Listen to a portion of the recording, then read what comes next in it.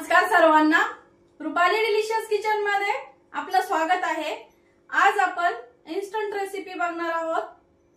तांदूळ भिजवायचा नाही की डाळ भिजवायची नाही, काहीच करायचं नाही, पूर्वतयारी असा आपण डोसा बघणार आहोत।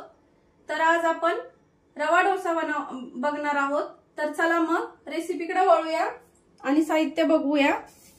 आणि त्यासोबत एक चटणी सुद्धा बनवणार आहे पुदिन्याची, खोबरं पुदिनाची। इथं मी 1 वाटी रवा घेतलाय। तुमच्या घरात किती माणसं आहेत त्यानुसार तुम्ही प्रमाण घ्या,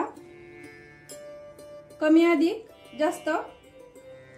तर मी इथं 1 वाटी रवा घेतलाय, तीच 1 वाटी इथं तांदळाचं पीठ घेतलंय, चवीपुरतं मीठ, 1 मीडियम साईजचा कांदा, कढीपत्त्याची पानं आपल्याला कट करून टाकायची आहे, कोथिंबीर घेतली आहे, हिरवी मिरची घेतली आहे कट करून, खूप कमी तिखट मिरची ही, तुम्ही कमी अधिक करू शकता। आणि हा कांदा लसूण मसाला आणि डोसा भाजण्यासाठी तेल लागणार आहे। आता चटणीचं पण साहित्य बघून घेऊया। चटणीचं साहित्य बघूया आता। मुठभर कोथिंबीर घेतली आहे, पुदिन्याची मुठभर पानं घेतली आहे, लसणाची 5 ते 6 पाकळ्या, अर्धा इंच आलं, 4 ते 5 हिरव्या मिरच्या, कढीपत्ता फोडणीसाठी, खोबरं घेतलंय छोटीशी वाटी भरून, ही वाटी, डाळवे घेतले आपले चिवड्यासाठी आपण डाळवा वापरतो ना, ते डाळवं घेतलंय 1 वाटी छोटीशी, शेंगदाणे पण तेवढेच घेतले, मुठभर, दोन्ही मुठ 1 मूठ असं समजा, चवीपुरतं मीठ आणि फोडणीसाठी आपल्याला जिरा आणि मोहरी लागणार आहे। आता आपण रेसिपीकडे वळूया। रवा घेतलाय मी इथं 1 वाटी, 1 वाटीला थोडस कमी आधी तांदळाचं पीठ घेतलंय। आता आपल्याला हे दोन्ही रवा आणि तांदळाचं पीठ ही गुठळ्या न होता मिक्स करून घ्यायचंय। आता या प्रकारे आपलं हे मिश्रण तयार झालंय। आता हे 10 मिनिटांसाठी रेस्ट करायला ठेवायचंय आपल्याला। तोपर्यंत आपण चटणीची तयारी करून घेऊया। मिक्सरचं भांडं घेतलंय, हिरवी मिरची, लसूण, आलं हे सगळं आपल्याला एकत्र वाटून घ्यायचंय।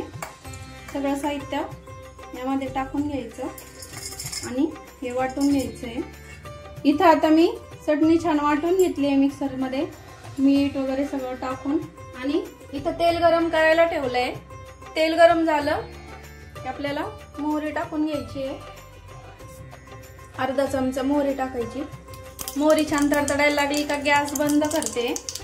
1 चमचावर जिरं टाकायचं आणि कढीपत्त्याची पानं टाकून घ्यायची आहे। आणि ही चुरचुरीत फोडणी आपल्याला आता मस्त चटणीवर टाकून घ्यायची आहे। आता आपलं हे मिश्रण असं तयार झालंय, भिजलाय चांगला रवा। आता आपल्याला आणखीन पाणी टाकून घ्यायचंय यामध्ये, एकदम असं पातळ करायचंय असं।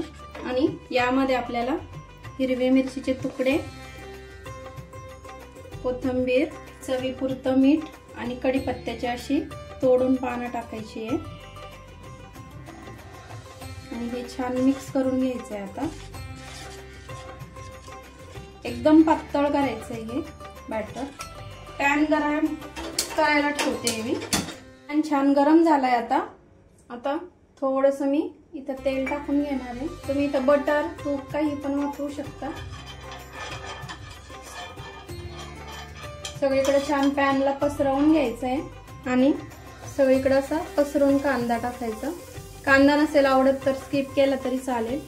आणि हे मिश्रण असं ढवळून घ्यायचंय आपल्याला, तव्यावरती टाकायच्या आधी असं छान मिक्स करायचं। प्रत्येक डोस्याला असंच करायचं।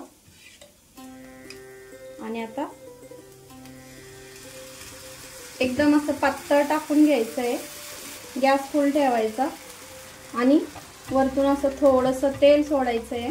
कांदा लसूण मसाला ऑप्शनल आहे, मसाला आवडत तर नाही टाकला तरी चालेल। आणि स्टार्टिंगला 2 मिनिटांसाठी फुल गॅसवर ठेवायचं आणि नंतर कमी गॅसवर कुरकुरीत होऊ द्यायचा आहे आपल्याला हा डोसा। याला पेशन्स लागतात थोडेसे कुरकुरीत होण्यासाठी।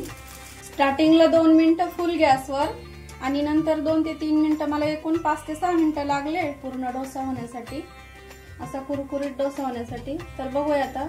आणि बघू शकता त्याच्या कडा अशा आपोआप वरती येतात डोसा झाल्यावरती. बघू शकता किती छान जाळीदार आणि कुरकुरीत झालाय. आता आपण, तुम्ही असं पलटून पण घेऊ शकता, पण असा पण छान लागतो. बघू शकता असा कुरकुरीत झालाय मस्त. काढून घेते मी आता.